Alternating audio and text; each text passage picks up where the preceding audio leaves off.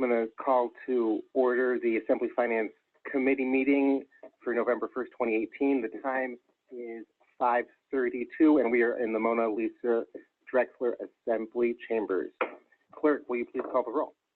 Thank you. Mr. Gray? I am here. Ms. Sanford? Present. Ms. White? Here. We expect Ms. Major shortly. Ms. Williams? Here. Mr. Tacky? Here. Mr. Lecheski? Here. Mr. Cooper? Here. And Mr. Quist? Here. You have a quorum. Thank you. So for those who might not be familiar where our exits are, or if any of our new members have a sudden change of heart, there's entrance we came in through here in the center, and then on either side, clearly marked exit, follow the signs, and you'll be outside. That brings us to item number 2 on our agenda, memoranda, reports, and presentations. 2A, energy project update by Borough Administration with a question and answer period. Mr. Mayor, do you have a report for us? We do. Thank you, Mr. Quist. We have Mr. Ben Loeffler with Public Works here for a presentation today. The floor is yours. All right. Hello. For the new folks, my name is Ben Loeffler. I'm the Energy Management Engineer in the Public Works Department. And this is my annual energy update to the Assembly for fiscal year 2018. I'm going to go over a few things. I'm going to go over our partnership with ASEP on our energy program, talk about cost and usage trends in the borough. And Mr. Loeffler, if I could interrupt you to ask about interruptions, would you like questions throughout the presentation, or should we save them for the end? Yes, my content's a little less than 15 minutes, and I'm happy to field questions throughout. Thank you. Yep. Follow up on some projects we did in the last fiscal year, talk about some current projects underway, and then go over just an overview of what energy projects are, what their paybacks are, with an aside on solar, because I get a lot of questions about solar. So the ASEP partnership, for anyone who's not aware, the borough has a memorandum of agreement with ASEP related to my position to provide for coordination of programs and projects involving development, implementation, evaluation of energy efficiency, delivery, and alternative and renewable energy systems. And this has been in place for 2.5 years, and it's been beneficial to both parties. The borough, we get access to ASEP's energy expertise. We've got an internship program, which I'll talk about. And we've talked with Mayor Ward about, going forward with this partnership, about looking at community-wide impacts that ASEP may be able to help with. So one thing I wanted to address is the Biomass Combined Heat and Power pilot project that I was before the Assembly several times for. So as you've probably heard, it has been discontinued. We ran into several concurrent hurdles on the procurement side, some with the equipment and international procurement, some with the alignment of our scope and our budget and what we were able to change and what we weren't. But the good things are no grant funds were expended, so the grant funds will go back to the granting agencies, and hopefully they'll find other good places to spend them. On our side, no significant expenditures. There was staff time and some advertising for procurement, but we'll be able to redirect the funds we had appropriated for this project to other energy projects. And both internally and externally, we've been sharing lessons learned, and I actually talked to some rural cooperatives yesterday about lessons learned on partnering and pilot projects. So.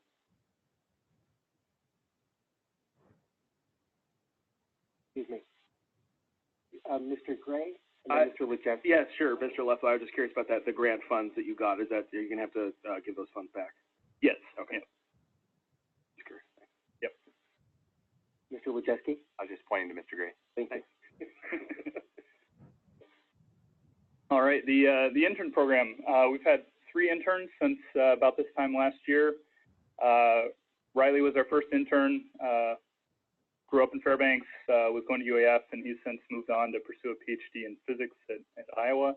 And then Tessa grew up in Fairbanks, and she was home for the summer from Carnegie Mellon and did some work for us. And then currently Sergio Chima from Anchorage, who's pursuing a EE major at UAF, is our current intern. And all of them have kind of worked sequentially on an effort to basically use computer programming to do analysis on our building control data. So we have about a dozen buildings where their ventilation systems are controlled by computers. And there's a wealth of data in those systems that's currently just being used for operational day-to-day, making sure the system's functional. And so it's been a good opportunity for them to work on coding and data analysis to try and basically mine some value out of that data on the energy side and look for energy saving opportunities on changing how we control our buildings. And I'll give one example that's come up through this. So cost and usage trends for the last fiscal year.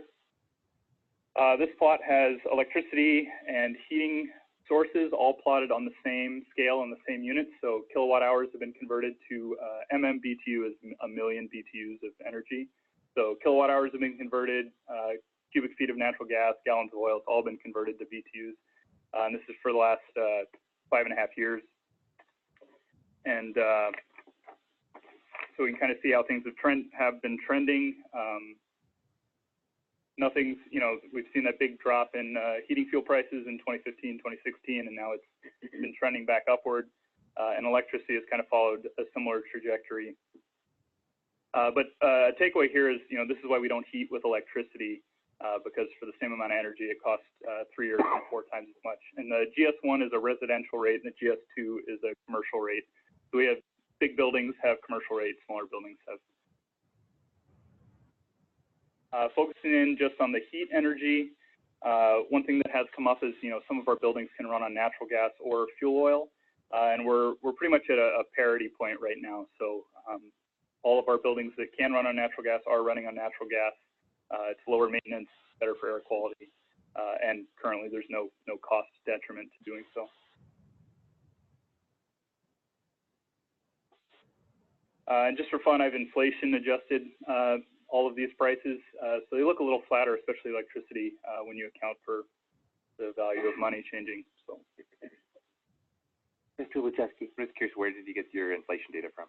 I think from the federal government, whatever the Federal Reserve is saying with us. I can get you specifically, but whatever the standard inflation index number is. Okay. Yeah. Mr. Cooper. I just noticed on the chart you only have fuel oil number 1, and I assume that's because when we're running borough buildings on diesel, we're using number 1 only. That's correct. And these are our spread off of rack prices. So these aren't actually derived from bills. These are based on what our contract versus rack price is. Okay, thank you. Yep. Ms. Berman-Williams. You said that all the buildings that can run on natural gas are doing so. What's the limiting factor? Access to gas, or there aren't any more that can be converted? That's a good question. I don't actually know how exactly what facilities have pipeline access and don't have boilers. There may be some. So that's a good question. Yeah. Please continue. Yeah, just make myself a note. All right, so zooming out at our total usage and costs for fiscal year 18, and breaking down for school district and non-school district facilities, so this excludes fire stations. We don't have them included in our database. So total energy usage, the borough is about 30% of the total heat and electricity usage, and again, 30% on the cost. So 6.8 million for the school district, 2.9 for non-school district facilities. And from here on, I'm going to focus just on non-school district facilities. So Mark Nilsson at the school district is responsible for their energy projects and operations. He and I work together, but I'll focus on non-school district from here on out. This is our breakdown of energy usage by source and energy cost by source on the right. This is just energy usage fiscal year 17 on the left and fiscal year 18 on the right. So you can see a significant increase in our natural gas usage. About halfway through fiscal year 17, we converted the buildings that have natural gas capabilities to natural gas. And then looking at a cost basis from last year to this year. So this is an important takeaway as well. So electricity is 38% of our energy usage, but it's 60% of our energy costs. So you'll see that the majority of our energy reduction projects are focused on electricity because there's ripe opportunities and because it's a high cost driver for us. And then just trending things over time. So every point on this graph is an average of the previous 12 months of usage. And so it shows our sort of gradual decline in electricity, stable district heat, and then sort of the shift between natural gas and fuel oil. And then if we look at that on a dollar basis, I've added in water and sewer. You can't really convert water to BTUs, but this is our overall utility costs since 2011. And these are driven by a combination of usage and fuel price. Oh, and one note on this usage, I think this tapering, so you can see we're using the least fuel oil we have in this period. I suspect that due to our switch to natural gas, there are a bunch of half-full fuel tanks out there, and we're not going to account for that fuel usage until they get filled. So this may change next year when these tanks get topped off. Yep. Mr. Wojcicki. For FNSB energy usage, is that inclusive of what the school district uses? No, again, these are non-school district facilities. Okay, you already said that earlier. Yep. It sounds like I missed that. Yeah, no worries.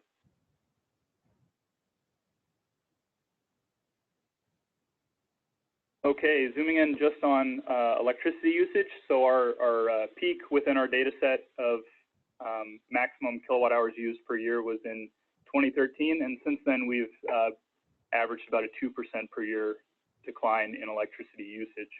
And so that was true last year, and that's held for the past year. And this really is a combination of design and construction, making energy efficient decisions in renovations, facilities maintenance, making energy efficient decisions when they're doing maintenance, and then targeted energy efficiency projects. And then again, looking at heat usage specifically, we have to track that with what the weather is like. So here our heating degree day heat requirement, again, a 12-month average is in black, and our total heat usage is in red. And I think part of that spread is due to efficiency improvements, and some is due to fuel tanks not having been filled yet. But we want to see these curves depart from each other and use less heat per heating degree day. And then here's a graph of the 10 most utility expensive facilities that we have outside of the school district, and how their costs in 2017 compared to 2018. All have gone up slightly as fuel prices have gone up. Well, all but one has gone up, and I would point out that this facility is actually had less utility costs in fiscal year 18 than 17, and I'll point out why that's happened. So following up on some projects from last year, so about this time last year at the Big Dipper, we converted the hockey rink lighting to LED and also the fluorescence. So that was done as a project, about $150,000, cut the wattage in about half and estimated to save a little under $15,000 a year. And then as part of a maintenance relamp, I paid for the premium cost of having LED lamps instead of fluorescent lamps. Almost a 60% wattage reduction, again, about $14,000 estimated savings. So those projects combined, we thought would save a little under $30,000. And taking actual data, billing data for the Big Dipper and averaging the years prior to the project happening and then averaging the years since, we've seen a 10% reduction in usage, and it's added up to $28,000 in savings, so pretty close to what we estimated. So it's good to see those impacts materializing in the bills. For this building, so this ties together, so the intern who was digging into the data saw that this ventilation system was running nights and weekends unnecessarily. Just implementing a schedule was projected to save about $32,000 in electricity and $6,000 in heat. Again, same thing, averaging before and after the change, and we've seen a $31,000 reduction in the energy costs for this building per year. Current energy projects, so these are all POs that have been approved. The top two are those Big Dipper projects from last year, and then everything else is projects that we've gotten out the door since the biomass project was discontinued. Basically, there's project costs in the first column, expected annual savings in the second, a simple payback calculation, and then for each line, there's a different expected lifetime of the equipment going in, but totaling the savings over the lifetime of the project. We get the last column. And so if you look at the bottom, for $345,000 in projects, we're expecting to save $73,000 a year, so an aggregate of 4.7-year payback. And then if you add up all the lifetime savings, total savings of over $650,000. So good impacts from these small projects. Some examples are parking lot lights at this building, the Dipper and the library are going to be changed. Transfer sites, some that don't have improvement projects are being changed. Some occupancy sensors on lighting circuits that are on when they don't necessarily need to be on, stuff like that. And then a talk about payback and how we make choices. And so specifically on solar, I get a lot of questions, so I thought this would be a quick thing to share. So this is a graph of how many kilowatt hours you'll get from a kilowatt of solar panels in an assortment of cities. And as expected, Fairbanks has a relatively low solar resource.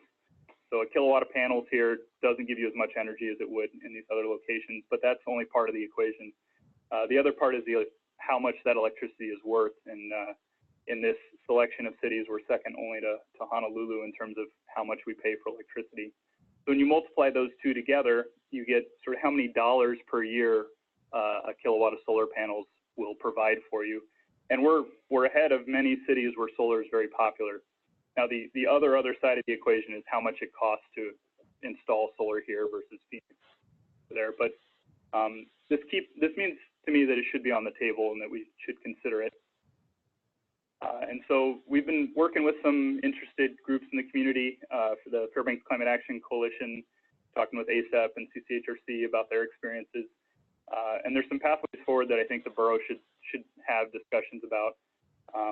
One is a large-scale, third-party, legally and financially complex project where you basically have a outside entity install solar on a whole bunch of facilities, and you pay them for the electricity that comes off of those panels. And they're able to realize a profit because they're able to take a tax subsidy and depreciation. Complex, but potentially big impact. We can do a normal IFB procurement, but our scale is limited by our budget, and I'll talk about payback on my last slide for this presentation. One I think has a lot of merit is community solar, where perhaps a utility or another entity builds a bunch of solar panels in one location, and then community members can lease or purchase a share of that. So they get to, and have it counted against their bill. So they get to have solar power that they use, and they don't have to deal with their roof. Maybe their house isn't in a good place for solar. So it creates a lot of good access. And then what we've seen in Anchorage is a solarized program where a neighborhood decides that a whole bunch of regionally close locations decide they're all going to go buy solar at the same time, and they get some price benefit from that economy of scale of one contractor getting a whole lot of work. So just topics for discussion that I wanted to put out there. And then just, this is my last slide, is kind of how different types of energy efficiency projects stack up. And two things that are in play is, one is the payback. Clearly, a shorter payback is better, but the other is sort of what the barrier to entry is. So controls changes can be done for free. Daylight sensors, LED lamps, LED fixtures, they can be done for, small projects can be single thousands of dollars. Same for motors and drives. But when you get into big boiler upgrades, combined heat and power, solar, you're looking at much bigger projects as a base starting point. And so where solar kind of falls in this mix is we're looking at projects that are 10 to 20 year payback. So it's better to go do all of the short payback projects first, and then worry about these longer term paybacks. And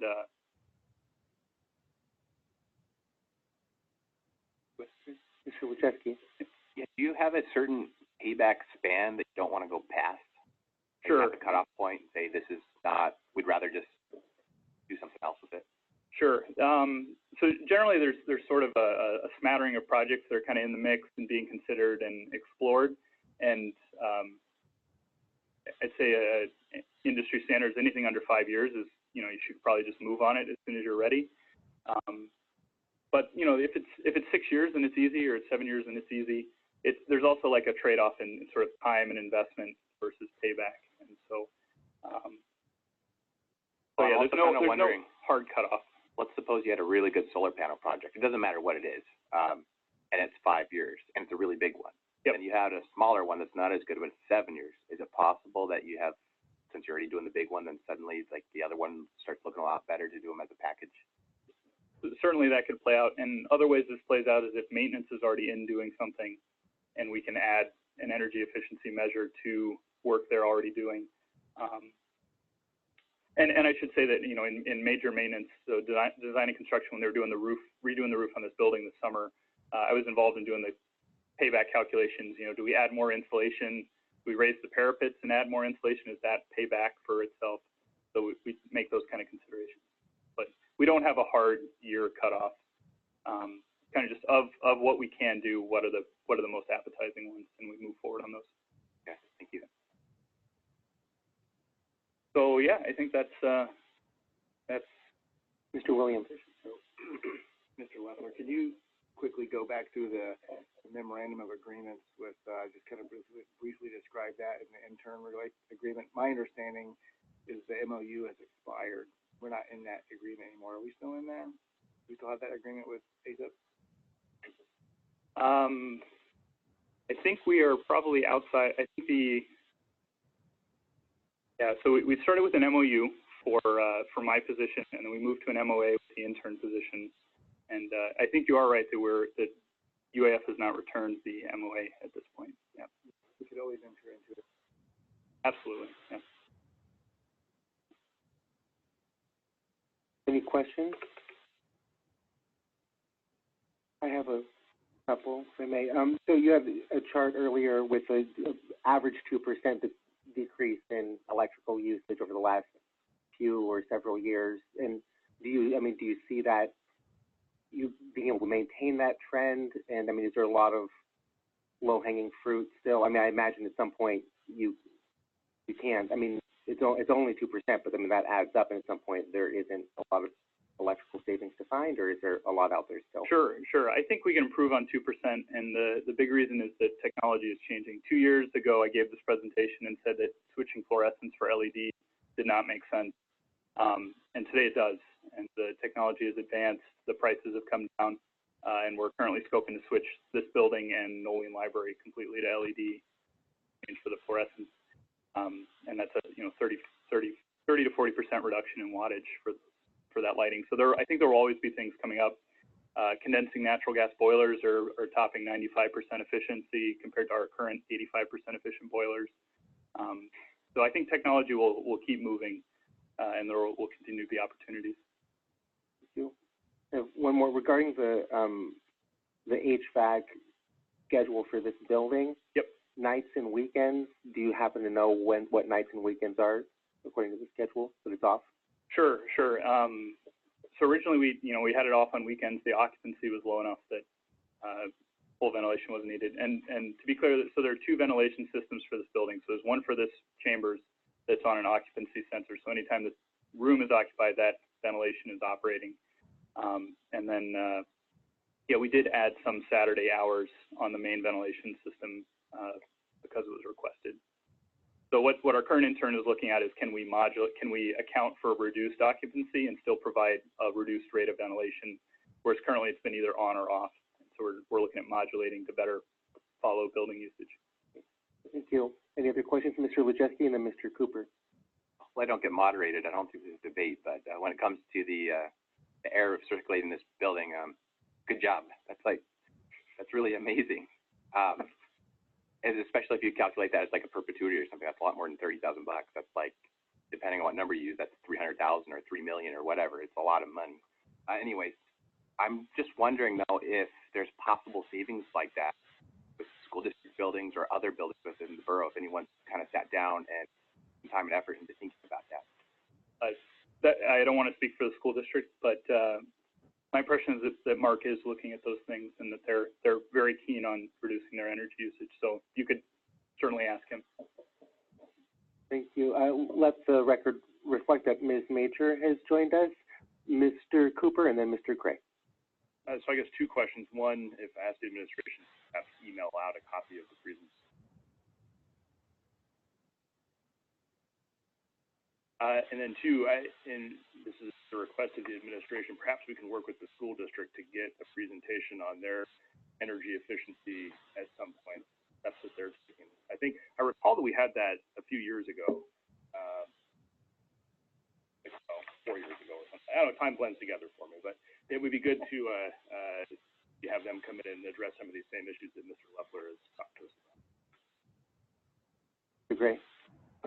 The Solarize Anchorage project that you mentioned, that doesn't strike me as something that was necessarily legislative. Correct. Kind of ASAP in the community put together down there? Yes.